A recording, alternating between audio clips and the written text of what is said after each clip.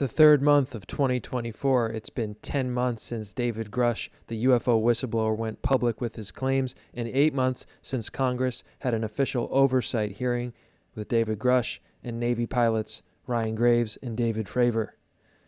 Grusch has blown the whistle on what he calls a decades-long UFO crash retrieval and reverse engineering program that's been kept secret and out of the oversight of the United States Congress.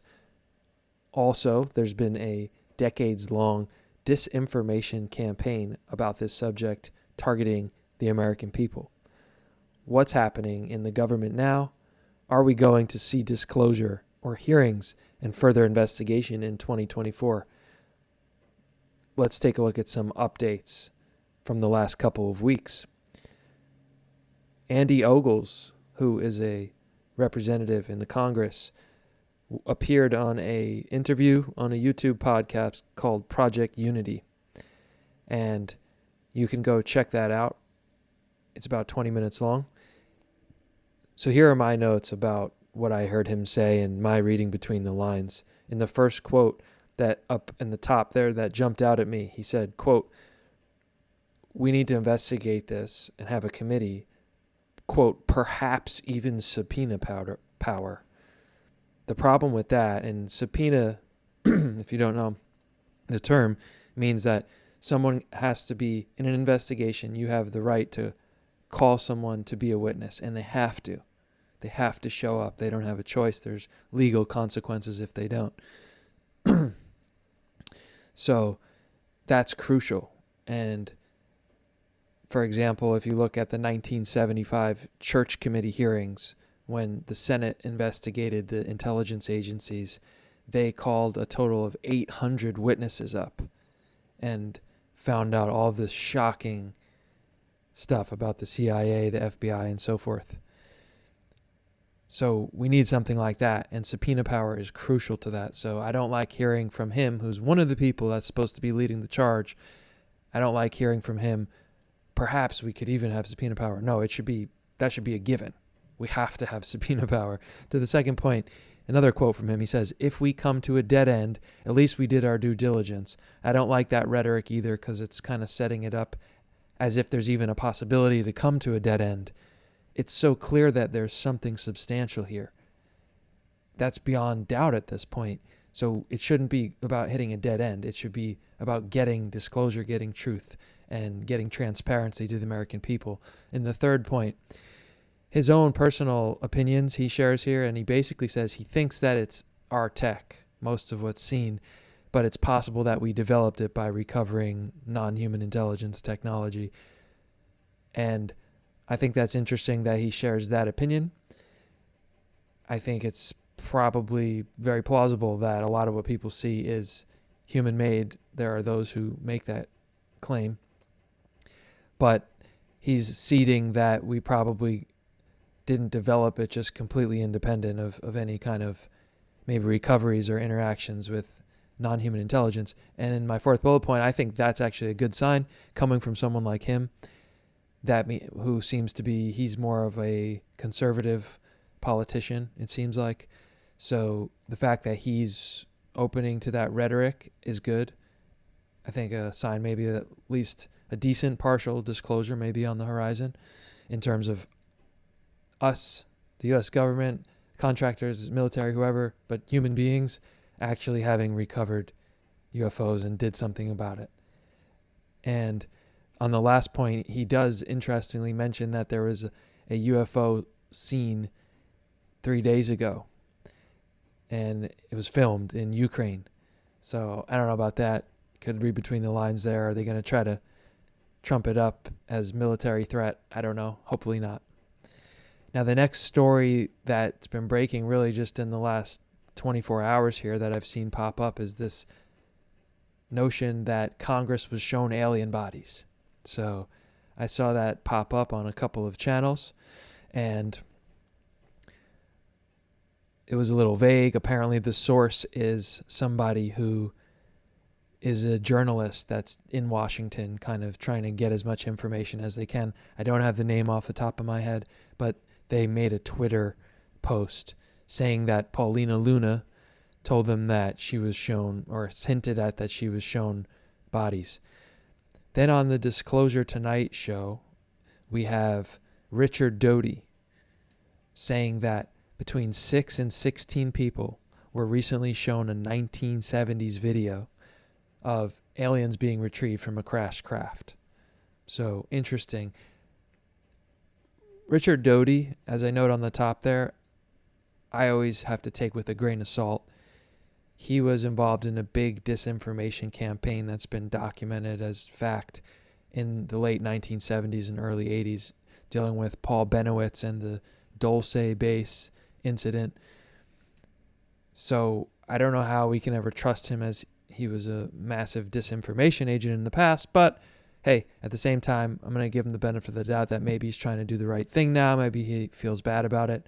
Maybe he's actually working for truthful disclosure. I'll give that the chance. But anyway, he said his sources, and he claims to have inside sources that are currently lobbying and working for UFO disclosure in the government. And that apparently this group of 6 to 16 government officials, including Congress members, were shown this video.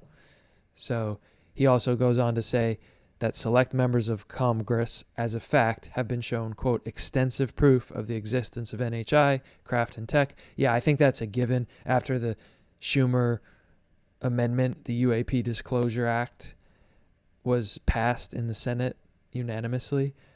Obviously, they had proof, or they wouldn't be making that bill.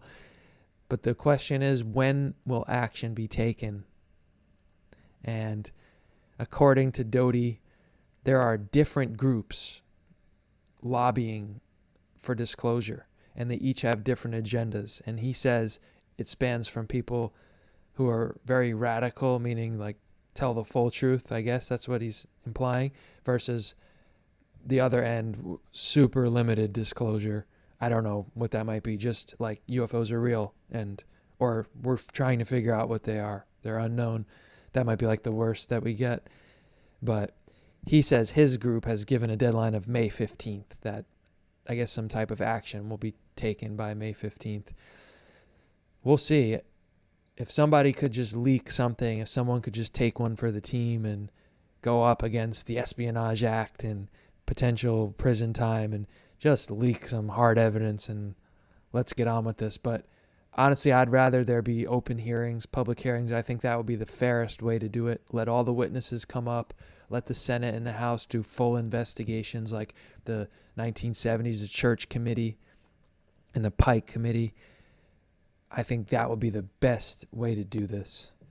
So, other stories from Doty that are of note in this interview on Disclosure Tonight, he says that he met personally in D.C. with staff members of the Department of Defense Inspector General office. Not the IG himself, but other people working there.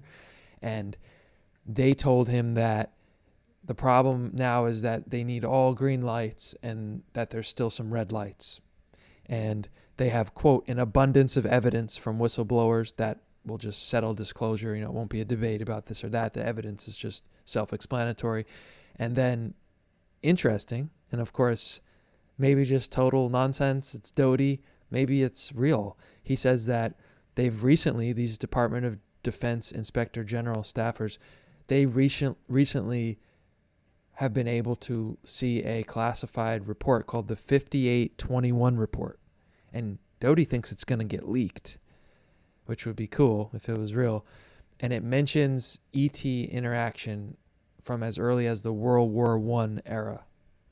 And apparently every president has been shown part of this. And this was, according to Doty, the thing that Carter was shown. If you see, Richard Dolan has spoken about it, how Jimmy Carter was seen with his hands in his head and on his desk. He was the president in the 1970s, late 1970s. And anyway, this report is apparently 500 to 600 pages long and includes film reels. And this is apparently something that this DOD IG group has recently seen. On to another UFO lobbyist, Stephen Greer. Interesting recent interview on his channel, and he says that recently they had an Air Force officer who was personally managing and running one of the man-made UFO operations that have been secret and kept out of congressional oversight. He said that he just recently testified in a SCIF.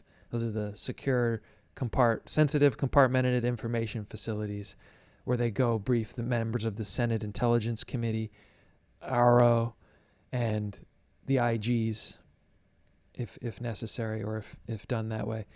So that would be crazy. If this is the kind of testimony that really the senators are getting and the inspector generals are getting, like literally guys saying, yeah, I ran the program with the man-made UFOs. This could be good. This could be some of the truth that starts to come out. Now, in the second bullet point, interesting, it seems like maybe somebody tried to kill Stephen Greer, because he says that he almost died after a car accident. He was in recovery for months, and only recently has been able to really move. So that's pretty interesting. Of course, that would be a big coincidence if someone like him, he's probably the most staunch lobbyist, literally communicating with these people like Senator Mark Warner and Burchett and Polina Luna and Moskowitz. He's working directly with them, giving them his information, all of the evidence that the Disclosure Project has. So, well, good thing that he survived. I'm sure he's going to ramp up his security a little bit after that. And another UFO lobbyist going and making some rounds is Stephen Bassett. Now, normally I'd want to do a background check on Bassett. I've seen him around. This was actually the first time that I ever heard him talk. I know that he led a citizens hearing in 2013 where he went to the National Press Club in Washington, D.C. and had kind of like a UFO hearing of some sort, a citizens hearing. I don't know much else about him, but apparently he is a lobbyist, and he's down in Washington basically lobbying for policy about disclosure and UFO truth. Some of his work, clearly from the interview, is in working with Hollywood and analyzing the relationship of Hollywood and UFOs. And he had some interesting stories. Independence Day, if you've ever seen that film with Will Smith from the 90s, there's a scene where they talk about Roswell and Area 51, and one of the characters makes a comment, and apparently the Air Force or someone from the military contacted the film producers of Independence Day and told them to take it out, and Independence Day said no, and even took it up a notch and like added more lines to it. So that was cool. He apparently did some research that's published on his website, Paradigm Research, where there has been 600 alien movies made in Hollywood, estimated to have grossed a total of $200 billion. And the point he's making is how big of a topic this is and how much people are interested in this. And his point was, look at all of the Hollywood films and how lucrative they've been, but there's never been a serious documentary put on a big screen. And Showtime somewhat recently did a UFO documentary that they actually made like a feature film, and it had the highest ratings ever on their Showtime streaming platform, is what he claimed. So some interesting points there. He goes into what he's saying is some of the background story to the 2017 New York Times article. This is, of course, a big moment, a turning point in the history of the UFO subject, and certainly will be looked back at as that. Of course, there's a lot that happens before that, but this starts to change the narrative a bit. And Bassett says behind the scenes there were two members of the To the Stars Academy, and that's Tom DeLonge, the singer for the punk rock band Blink-182, who was interested in this subject and actually just started talking to Lou Elizondo and some other people that were connected into this, and they formed the To the Stars Academy, and Lou Elizondo got evidence, and it was two of these insiders that delivered it to Leslie Kean and Ralph Blumenthal, the authors of the 2017 New York Times article. So it wasn't like they went hunting for it. the To the Stars Academy gave it to them, to be like, all right, let's get disclosure rolling. And the video evidence that became the ones that leaked, that we all know now are official military film of UFOs, that they were able to get those because of a loophole in the classification system.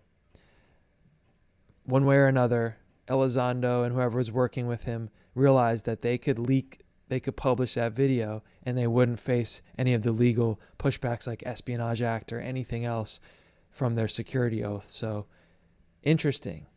And another thing that I don't hear people talk about much, so it was cool, actually, ever. I've never heard anyone mention this until this interview with Bassett, and I've always realized it and thought how it's such an interesting piece to the puzzle and the story of how this has all come to light. In 2020, when they had the COVID relief bill, it was like $1 trillion or something. It was interesting, and I noted it then because it was in the fine print of the stories. Somebody slipped in the UAP task force amendment, which basically said in the COVID relief bill, they were going to allocate funds to set up a UAP task force to investigate UFOs. And that was the first UAP task force that did the first hearing in 2022 with Congress. And I always wondered, I was like, who did that? Props. So much going on, so much distraction. It's almost like someone took advantage of the COVID madness and slipped that one by. And then we got the government investigation to actually get underway. And Bassett says it was Marco Rubio. And I don't know his other politics because I haven't researched them, but much respect to him. And he's been a leading force in this. And he's one of the senators who've come out and said on the record, whistleblowers have testified to me and this stuff will just blow your mind and it's serious and we need to take them serious. So props to him. And in the second bullet point there, on a side note, Bassett claims that in his working in Washington and talking with people, that a lot of Congress members are now in a phase of doing the research into the UFO subject. Like I'm sure we all had when we first realized that this was a real thing and not just sci-fi or tinfoil hat. There, he said a lot of them are going through that now and reading the good research and coming to terms with what's going on. And if that's true, that's great, because then they're going to know, they're going to understand it more. They're going to start to look in the right places, do the right things from a legal and congressional standpoint. More from Bassett. He did have a lot to say here, so I'm kind of pulling out the key points. He had some behind-the-scenes David Grusch stories, and interesting take. He says that there was already a disclosure plan between insiders and the government, and that Grusch kind of came out early and surprised everyone. So, at first my question was, is that really possible that no one knew Grusch was going to come out?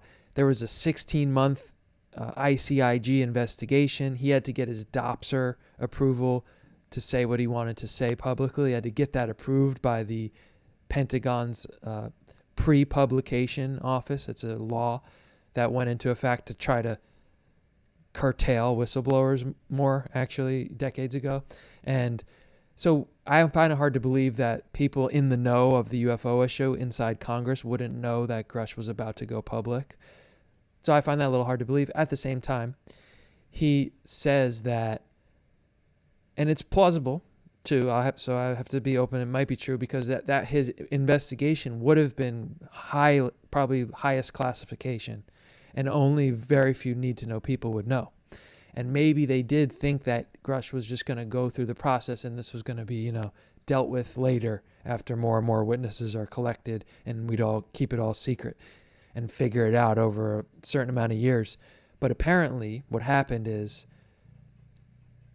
Grusch started getting harassed and he started getting death threats. And that's what forced him to go public with the News Nation. Grusch maybe wasn't even planning to go public. He was going to just keep it through the government's systems.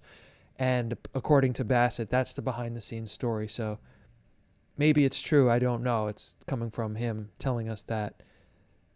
But it is certainly interesting to think about. And he also says that there's been this long-term, coordinated behind the scenes effort to, quote, end the truth embargo and bring out the UFO truth. He says that there's been this group working together for a long time and that he could go into depth about it. I'd be really interested if that's true. I'd love to know the story of the people who've been working to get this out to the people, and maybe why it's taken so long. But yeah, and who are they? So last with Bassett here is he's got more stories about what's going on behind the scenes in Congress. He talks about Schumer and the UAP bill. Now, if you don't know, the UAP bill was presented, passed in the Senate, and then it was gutted of most of its provisions in the resolution period with the House. And Bassett says that Schumer was playing chess in that he knew that everything was going to get taken out. He knew that eminent domain would get taken out. And what eminent domain is saying, okay, whatever you retrieved illegally, UFOs, alien bodies, whatever, because you did it illegally, it then becomes property of the government to use for the public good. And he put that in, and by the defense contractor loyal Congress members who were in the House Armed Services Committee who gutted the bill, it's almost like they showed their cards, because if there was nothing there, they wouldn't care about eminent domain. So it kind of like sealed the deal on that, in that perspective. And he says that he knows exactly how that whole process went with gutting the bill, and that Werner, Schumer, and Rubio are the ones heading the Senate UAP investigation. And if they are, that's great. Very serious senators with high status in the Congress. I would love to see a church committee 2.0, where the Senate has an official committee, calls up hundreds of witnesses, investigates documents, does a full research. That would be the best way for this to come out. And Bassett says there's, quote, dozens of witnesses ready to testify. And he makes the point, and I agree with him, that all we need is one hearing. We just need that one hearing, and that could be disclosure. We're in it. We're going. But the key is that, and I agree with him on this, it's got to happen before the election, because who knows what's going to happen with the election. We have a window now. So I agree. And on to a final point from him, which was a different perspective that was thought-provoking, was the Soul Foundation is really being set up for post-disclosure and more like, okay, what are we doing now in this new paradigm versus like trying to make disclosure happen. So another person behind the scenes is Danny Sheehan, and he's been talking more lately. He went on the Danny Jones podcast, which is a very big audience. He explains his involvement in the UAP Disclosure Foundation, which, if you read the UAP bill that was passed through the Senate, they made a mention of a UAP Disclosure Foundation. And some people who were talking about that and myself were asking, what is that? What was that? Well, finally in this interview, we get what that was. And in the second sub-bullet point there, it was the UAP Disclosure Foundation. There was going to be the majority and minority leaders of both House and Senate, the Secretary of Defense, the head of the National Archives, and Sheehan's legal group, the New Paradigm Institute, was going to be the citizens group. And according to Sheehan, the UAP disclosure bill passed in the Senate 17-0, and 420 of the 435 House of Representative members were, quote, in favor of it. He again echoes that same thing. The subpoena power is key. It is. And he also talks about how he has been involved in vetting the witnesses before they go to Congress. So before they present these witnesses to Congress in the SCIF, he's been involved in legally vetting out these people to make sure they really are legit.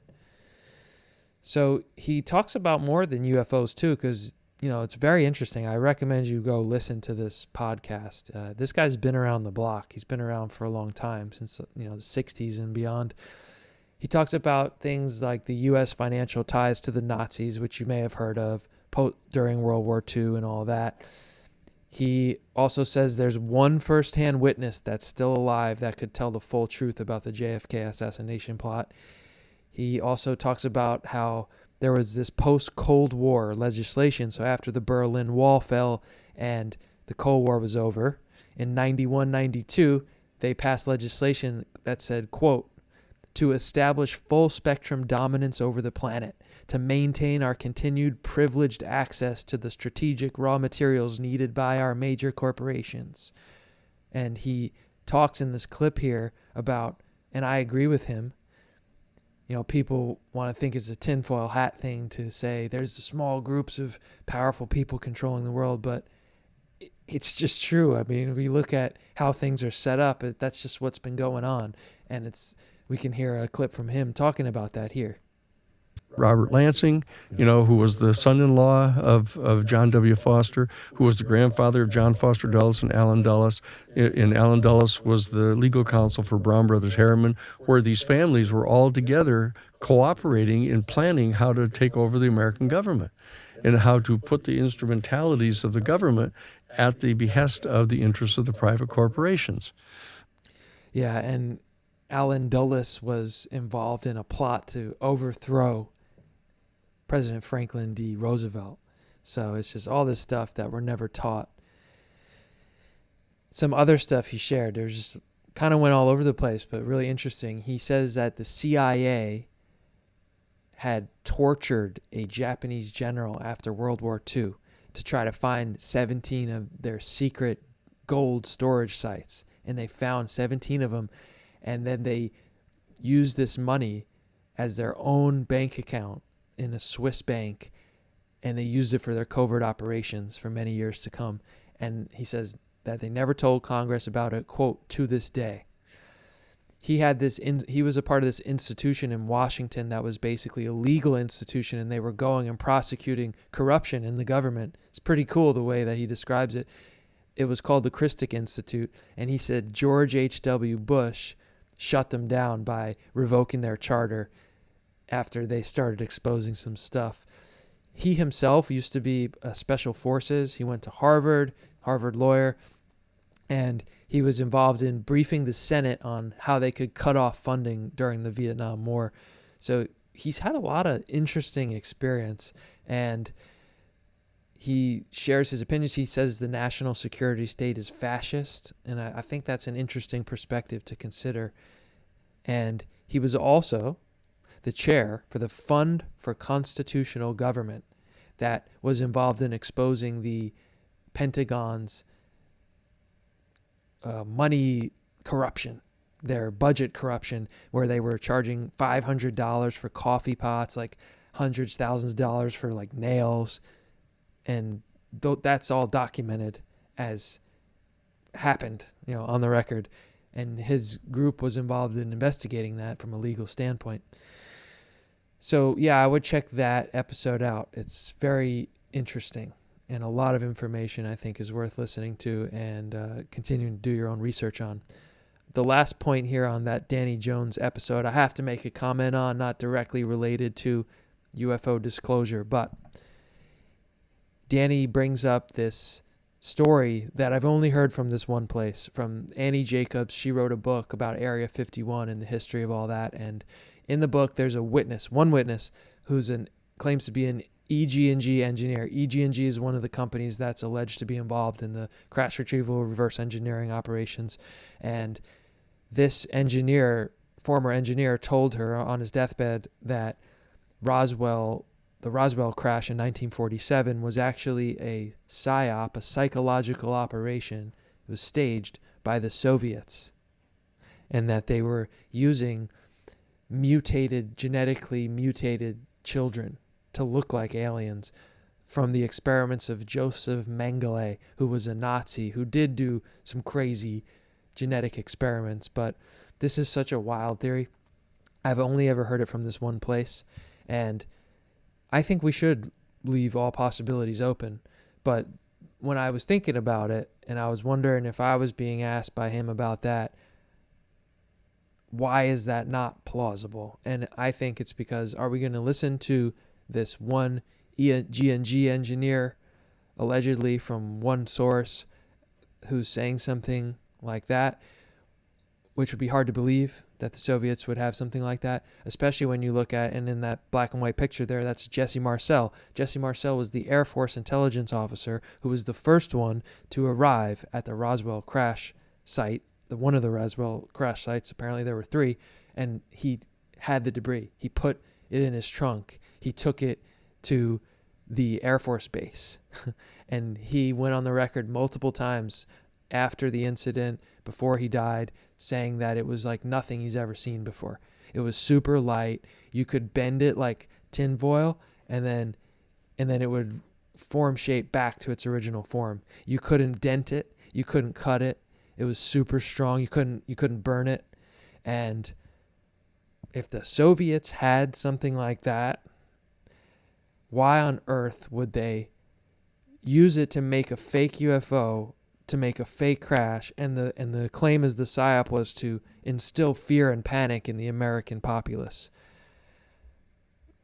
So you would be giving up a metal that no one has ever seen, that would just make you the biggest military power at the height of the beginning of the Cold War. You're going to give up your secrets by crashing a fake UFO that has this unexplainable metal.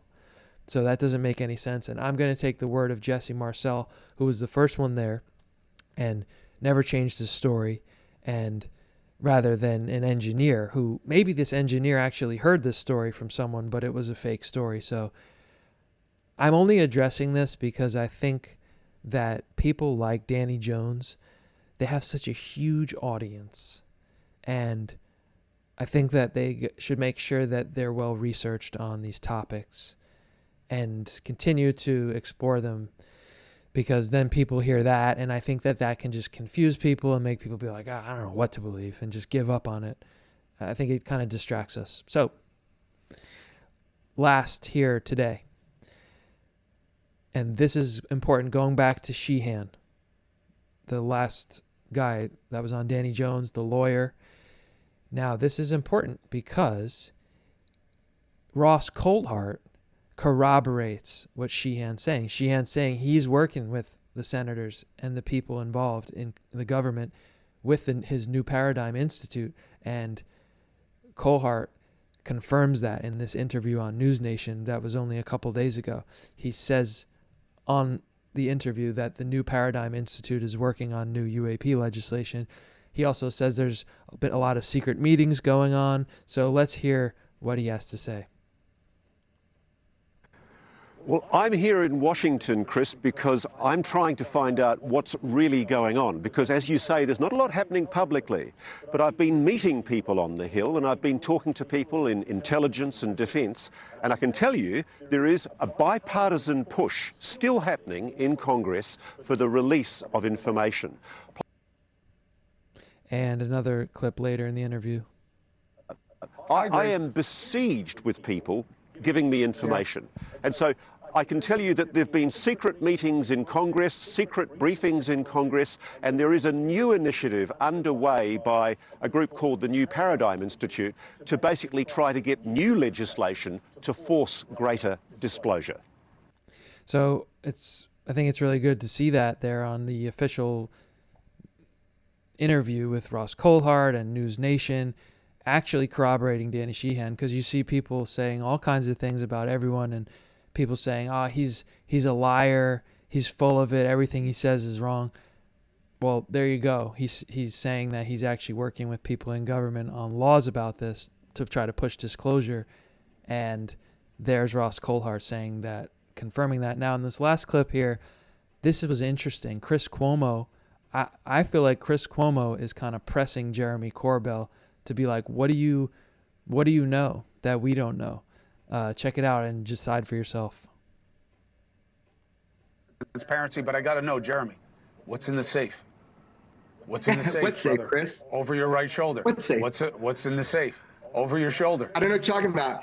Hey, There's Ross. a big ass safe right over your shoulder. I'm so grateful. Listen, Chris, Ross, we can do this together. Every millimeter we can fight for. To have eyes on right now is such an important time. Thank you so much for bringing us all together. I really respect what you guys. Yeah, and if you've seen my past video, I think it's plausible that Jeremy Corbell is being used as a kind of limited disclosure narrative, whether he knows it or not. And I don't know much about Chris Cuomo. I know that he at least has been covering the UFO issue and trying to come to the bottom of it. So I like how he pressed Jeremy there, and Jeremy kind of tries to talk his way out of it. It's a little bit weird, but I don't know. There might be a little something to read between the lines on there. So the next thing for you to do now is to go right to Congress. We got to do something about it. It's easy to complain and kvetch about how screwed up the system is and how bad people are and how there's all these secrets. Well, why don't we do something that's at least in our power?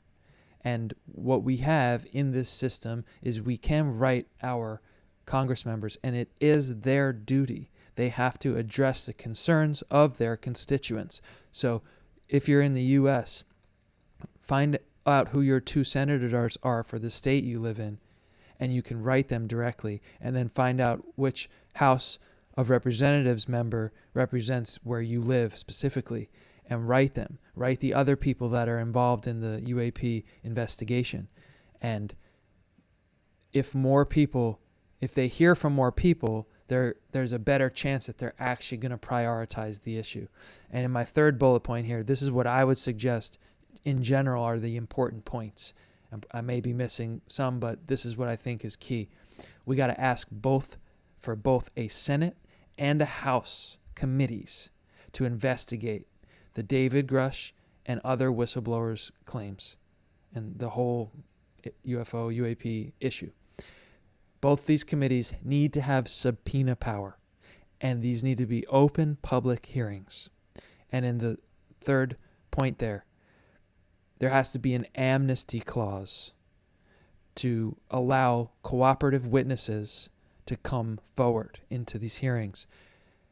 And what I mean by amnesty clause is some type of compromise and negotiation so that these people won't be going to jail for a long time or whatever needs to be worked out, because otherwise people aren't going to want to come forward that might otherwise want to tell the truth. So that's key.